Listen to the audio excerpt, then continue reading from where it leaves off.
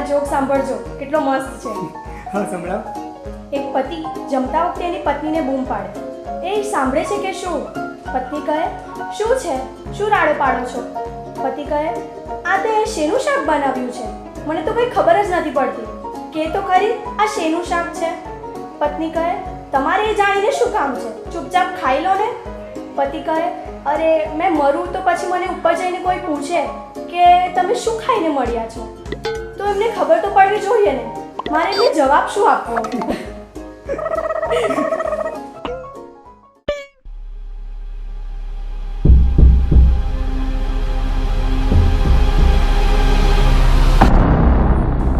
Mummy, આજે કેમ તારા મોડાના ચહેરાનું નૂર ઉડી ગયું છે? મમ્મી શું થયું? દીકરાઓ, આજે તમને ખૂબ જ મહત્ત્વની વાત કરવા આવી છું. એ તમારે દિલ પર પથ્થર મૂકીને સાંભળવી જ પડશે. મમ્મી પણ એવું તો શું થયું?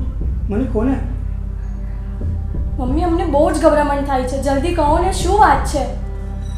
બેટા, આવતીકાલે સવારે હું આ ઘર હંમેશ માટે છોડીને જઈ રહી છું. મમ્મી પણ એવું તો શું થયું કે તમે ઘર છોડીને જાઓ છો? મમ્મી, તમારા અને પપ્પા વચ્ચે સારું બને છે, તો પછી આ જુદા થવાનું અને ઘર છોડી જવાનું રીઝન શું છે? બેટા, એ હું તમને નહીં કહી શકું, પણ હું તમને છેલ્લી વાર મળવા આવી છું.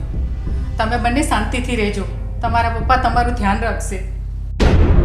મમ્મી એવું તો શું કારણ છે કે તમારે ઘર છોડીને જવું પડે છે? કંઈ તો બોલો. બેટા, દરેક સવાલના જવાબ નથી હોતા. કોઈ ઘટનાઓ એવી ઘટે છે કે જે મૃત્યુની સાથે જ એને અતીતમાં દફન થઈ જાય છે. મમ્મી, તમે અમને એકલા મૂકીને આવી રીતે નહીં જઈ શકો. તમારે અમને મૂકીને જવા જ હતા તો અમને જન્મ શું કામ આપ્યો? રસ્તે રજતા મૂકી દેવાય ને અમને. બેટા, માળે કોઈ છોડને ઉછેરે છે એ ફૂલની આશામાં, પણ એના બધા ફૂલ એને નથી મળતા. કોઈ ફૂલ તો એના માળીના હાથમાં આવતાની હોત ખરી પડે છે. મમ્મી તમે પહાડી નહીં બનાવો. જે છે સાચે સાચું કહો કે થયું છે શું તમને? સત્ય તો એ જ છે કે હું જઈ રહી છું. તમારે બંનેને હવે મારા વગર રહેવાનું છે.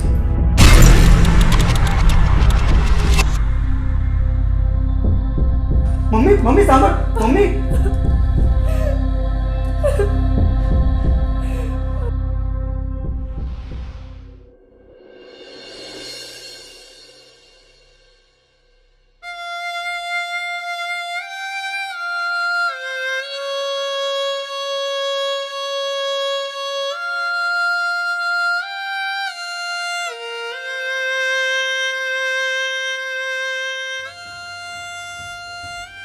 પપ્પા, મમ્મી ઘર છોડીને જતી રહી છે અને તમે અહીં શાંતિથી બેસીને મોબાઈલની મેથી મારો છો. અરે બેટા, તારી મમ્મી શું કામ ઘર છોડીને ગઈ છે એ તો મને પણ નથી ખબર. અને એને શું મારી સાથે પ્રોબ્લેમ હતો એની મને કાંઈ જ ખબર નથી. કમાલ કરો છો તમે પપ્પા. તમને નથી ખબર કે મમ્મી શું કામ ઘર છોડીને ગઈ? તમે જુઠ્ઠું નહીં બોલો. મને કહો સાચે સાચું શું પ્રોબ્લેમ છે? બેટા, હું તને ખરેખર કહું છું, તારી મમ્મીએ આ વિશે મને કંઈ પણ નથી કીધું. એને મને બસ એટલું જ કીધું કે એ આ ઘર છોડીને ચાલી જાય છે. બાકી મને કાંઈ જ ખબર નથી. પપ્પા, શું તમારા અને મમ્મી વચ્ચે કોઈ ઝઘડો થયો છે? કોઈ મનભેદ થયો છે? અરે બેટા, કોઈ ઝઘડો થયો નહોતો અમારી વચ્ચે.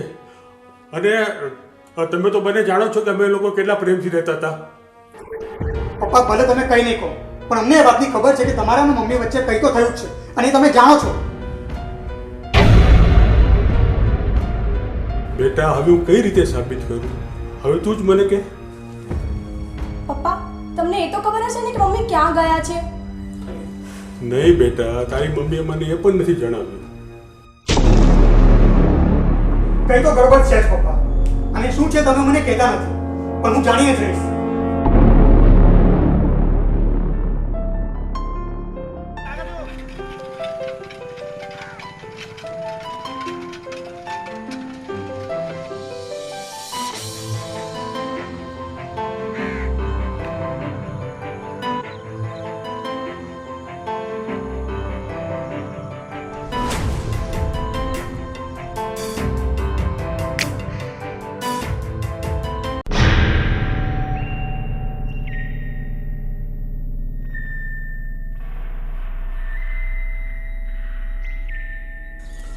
અરે સાવન, કેટલી વાર લગાડી તે? મારે પછી ઓફિસ જવાનું મોડું થાય છે. અરે નીરજભાઈ, આ પૈસાનું કામ છે, થોડું મોડું તો થાય ને. અને આ લો 12 લાખ રૂપિયા, બાકીના પછી મળી જશે. પણ સાવન, મારું મન નથી માનતું. મને એમ લાગે છે કે હું આ ખોટું કરી રહ્યો છું. અરે નીરજભાઈ, જીવનમાં છે ને ઘણીવાર અણગમતા કામ કરવા પડે છે. હવે વધુ વિચારવાની જરૂર નથી. આ પૈસા રાખો તમે. તારી વાત સાચી છે સાવંત. મારે આ બધું પહેલા વિચારવાની જરૂર હતી. કાશ હું શેર બજારમાં સટ્ટો ન રમ્યો હોત તો મારે આટલી મોટી નુકસાની ન આવે અને મારી એક ટિકિટ મારે ઓલા બુઢા માણસને વેચવી ન પડે. હવે તમે બધી ચિંતા છોડો, જાઓ જાઓ. તો સાલાઓ પેલા ધ્યાન નથી આપતા, પાછળથી પસ્તાય છે. હવે હું ફાયદો પસ્તાઈને?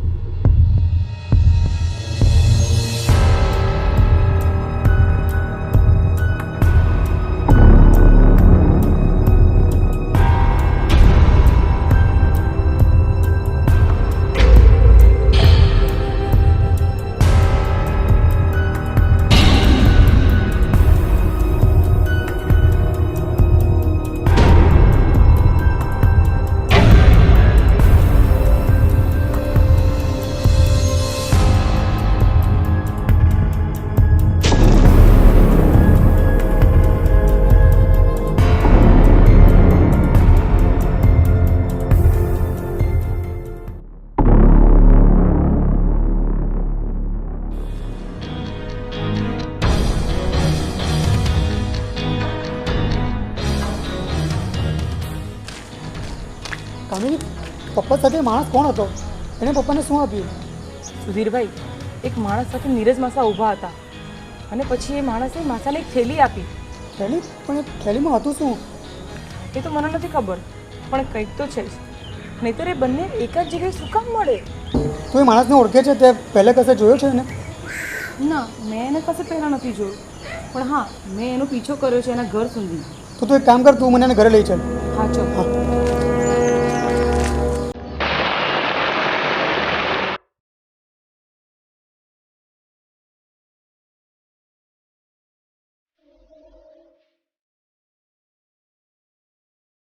કામિની, તું એક કામ કર, તું નીકળ હવે. હું તને પછી મળું છું. પણ ભાઈ, તું સાચવજે. અને હા, એ લોકો જોડે ઝઘડો નહીં કરતો હો, પ્લીઝ.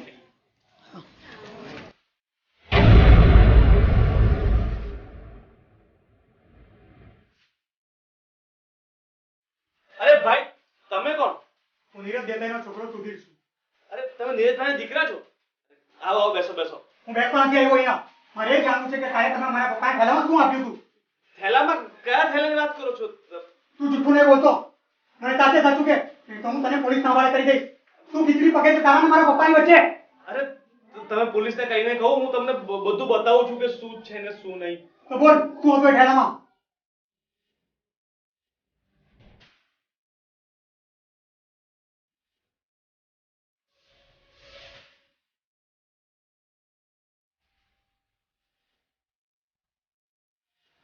કૂતરા, હરામી, આ ધંધા કરો છો તમે? તું ને મારા પપ્પા મળીને આ ધંધા કરો છો? હવે હું તને નહીં છોડું. મને લઈ જાય માણસ પાસે. ચાલ, જેની સાથે તમે સોદાબાજી કરી છે. હા હા, લઈ જાઉં છું. ચાલો ચાલો. ચાલ.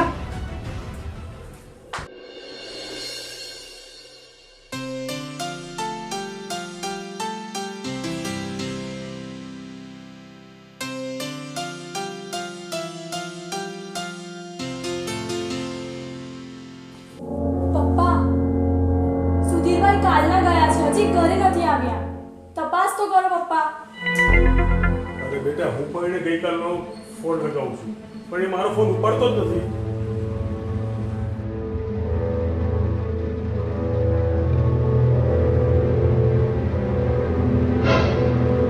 મમ્મી,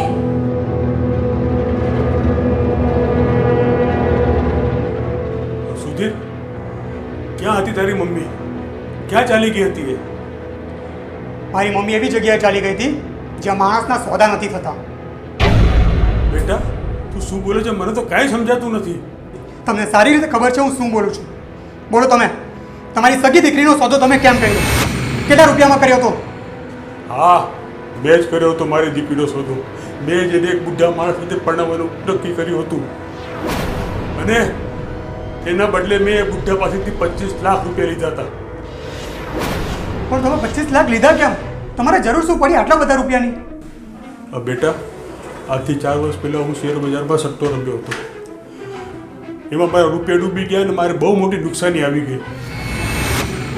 અને મેં શેઠ ધીરજ પાસેથી 18 લાખ રૂપિયા 3% વ્યાજે લીધા હતા અને એ રૂપિયાથી મેં માર્કેટમાં દેણું ભર્યું. પણ પછી વ્યાજના રૂપિયા પાછા આપવા મારા માટે અશક્ય બની ગયું હતું. વ્યાજ ચડતું જતું હતું અને વધીને 24 લાખ રૂપિયા થઈ ગયા હતા. અને શેઠ મારા ઉપર રૂપિયા ચૂકવવા માટે દબાણ કરતા હતા અને હું માનસિક રીતે અપસેટ થઈને આત્મહત્યા કરવાનો વિચાર કરતો હતો. ત્યાં દલાલ સાવંત એક બુઢા બિલ્ડરની મારી પાસે ઓફર લઈને આવ્યો. જો હું સીમાના લગ્ન એ હેમંત સાથે કરું તો એ મને 25 લાખ રૂપિયા આપવા તૈયાર હતો.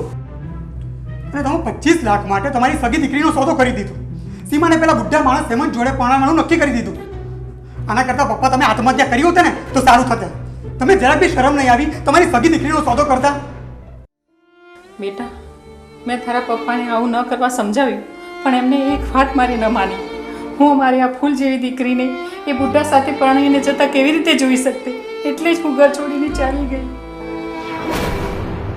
પપ્પા, હું ધીરુ શેઠને મળીને આવ્યો છું.